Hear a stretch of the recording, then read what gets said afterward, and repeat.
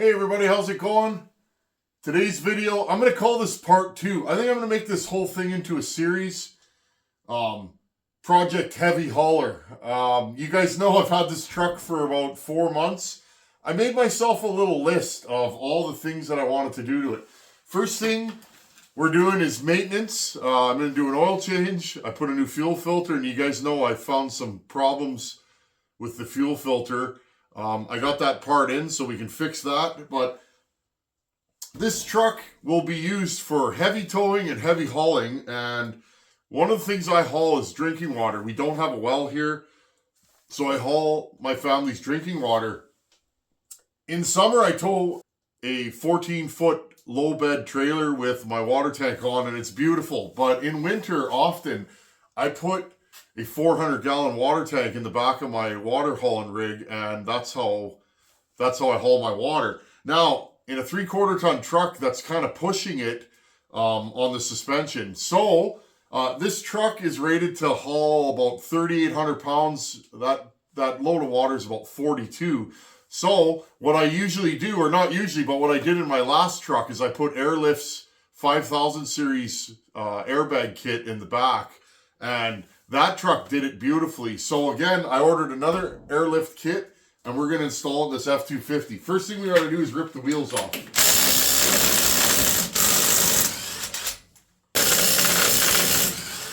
More than enough jam to take these things off.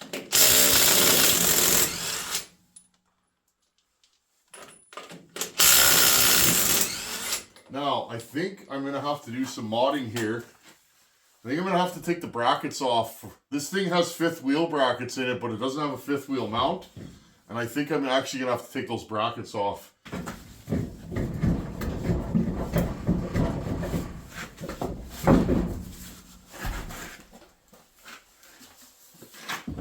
Running out of room in this here shop. I think there's 3 or 4 different bag systems for this model of truck. This one, I picked the one that sits on the outside of the bags, or on the leaves. You gotta have 8 inches of clearance between your tire and your frame. This one has 9.5, so I knew it would fit. But if you're gonna order these, go on to Airlift's website and kind of have a look. There's like 4 different options for bags, so I'll give you guys the part number for this bag set up once I get going. Part number for this kit is 57215. This fits, I believe it's 92 to 97 F250, F350, and possibly F150 trucks. Don't quote me on that. Okay, here's what we're looking at under here. My Chevy, you actually took the bump stops off, and my Chevys went in between the frame and the rear end. Nice setup. It had a big box section that goes in the frame to strengthen it. Now, this Ford has a substantially heavier frame, and it's definitely a heavier built truck. But these ones actually go on the outside of the frame. I want to show you guys something. They go like right about here. Okay. Now, a couple things. This fifth wheel bracket is in the way. I'm taking these fifth wheel mounts out of this truck for a couple reasons. Number one, they're in the way. Number two, I was looking at the system. There's different brackets that you can buy, and some of them say they'll work with fifth wheel mounts. I don't know which fifth wheel mount this is. I don't have the rails or anything in this truck, so I'm going to take these off, and if down the road I need a fifth wheel mount on the front, I'll probably take this upper bracket off and we'll weld something to it and then make the fifth wheel mounts part of this upper frame bracket. Now, these 2 bolts are seized, so I'm going to have to cut them off with my grinder. Now, I'm going to say this system for the Ford has a stiffer frame, and I like the way everything's set up on the Ford, but I'm going to say the outboard brackets, okay, on the frame here, this could put a little more load on the frame. So I'm going to say something. If you go online and read about airbags, some guys say, oh, don't do them. They're a horrible idea. You're going to break your frame. Friends, I've been using bags for years. I'm going to say something though. I don't use them as an overload spring. Think if you put 100 pounds of pressure in your bags, which is what these will take, you're putting all the weight here on your frame. The weight is meant to go on the outboard edges of your spring perches here, okay? So remember that the bag is just there to be a little bit of extra help for your suspension. Take some of the sag out and just keep your truck happy. I don't use them to pump the truck up so that there's no rake. With my other setup, I was typically only running 30 to 40 pounds with a full load of water in the back. So just use your noodle, and if you have these, they definitely soften the ride and they definitely make it just a nicer riding truck, but don't overdo it. If you overdo it, you can break your frame and then your truck's good for nothing. So anyhow, I'm going to cut these 2 bolts off and let's get rocking and rolling.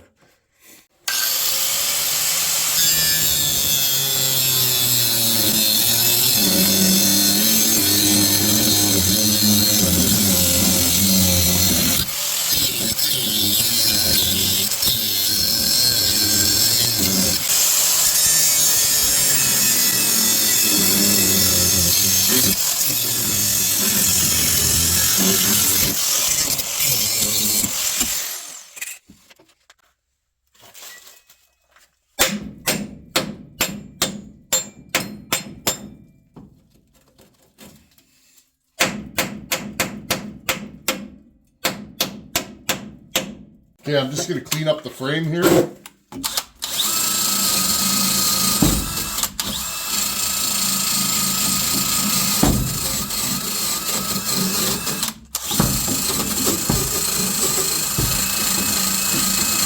Okay, so the airbag assembly consists of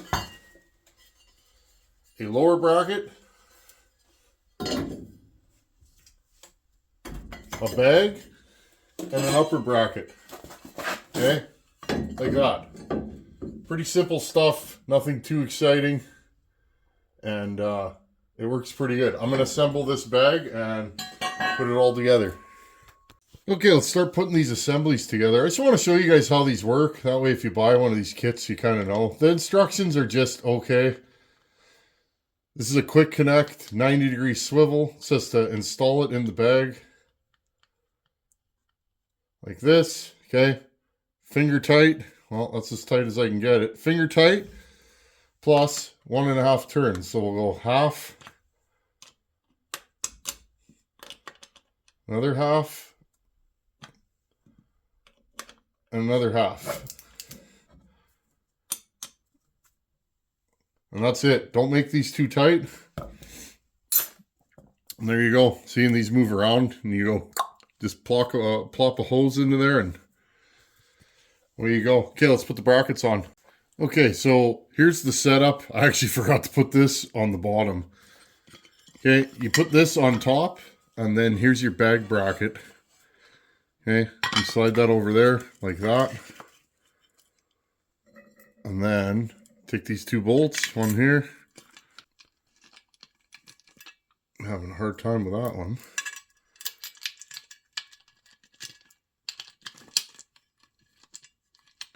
Okay, you just want these finger tight for now. Just so that you can get everything kind of lined up. There we go. There's the hole.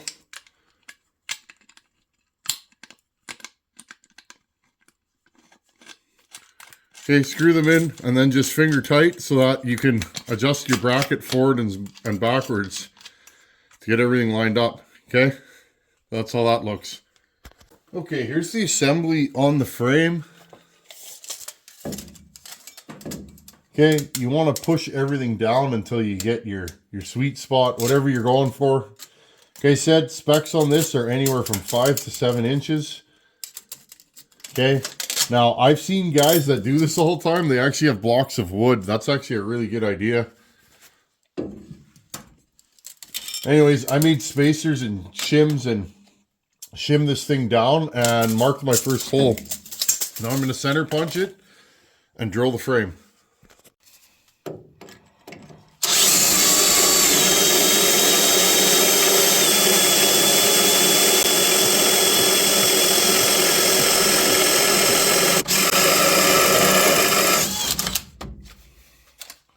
Now I'll step it up to the next size.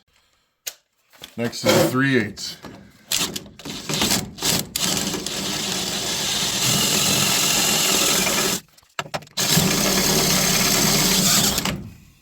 And again, that's why you make sure there's nothing behind there. That sucked me right in.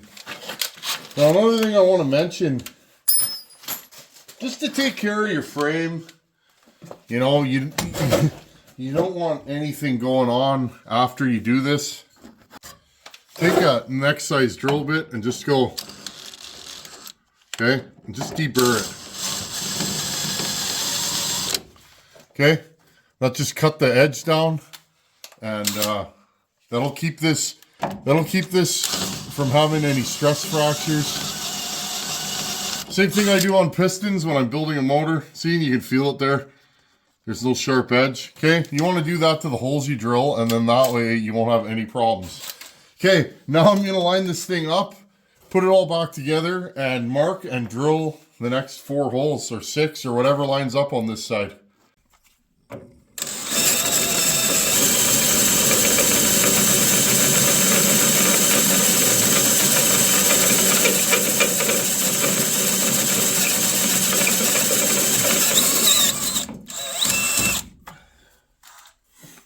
Okay, now I'll chamfer them, deburr them, just make sure they're good, and then I'm going to clean up and spray paint this.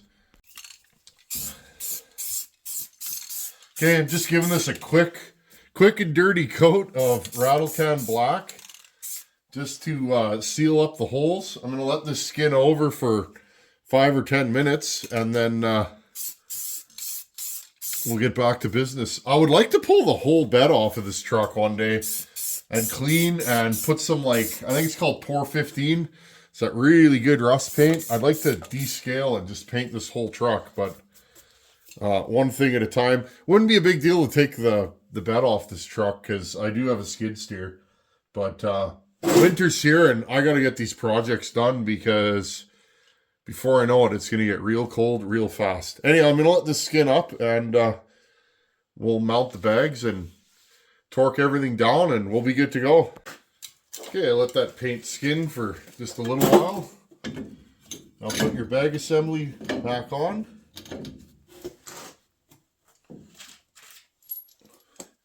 Grab your U-bolts.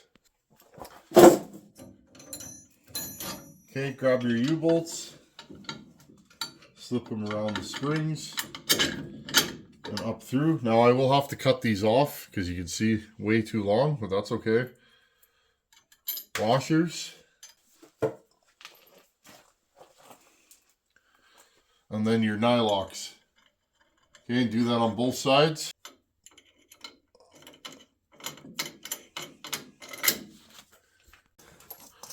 Then start slipping your bolts through the holes that you've drilled. 1, 2, and 2 on the other side. There you guys go. There's the full bag installed, frame painted, holes deburred. These are torqued to 44 foot-pounds. I haven't done my final torque on these yet. I'm going to do that another night. I got to cut these off, and then I'll torque them properly. And then you got to get in there and torque these bolts down. They say to make sure you have about a thumb width between the frame and the bag, because these do swell out a little bit. And again, there's where you attach the airline. Let's talk about airlines and what I'm actually doing with this truck before I let you guys go. Well, that's the end of the install video. For the most part, I'm done. I got a couple little odds and ends to do on the other side. I want to cut the U-bolts shorter and then torque everything down, and then we're pretty much finished.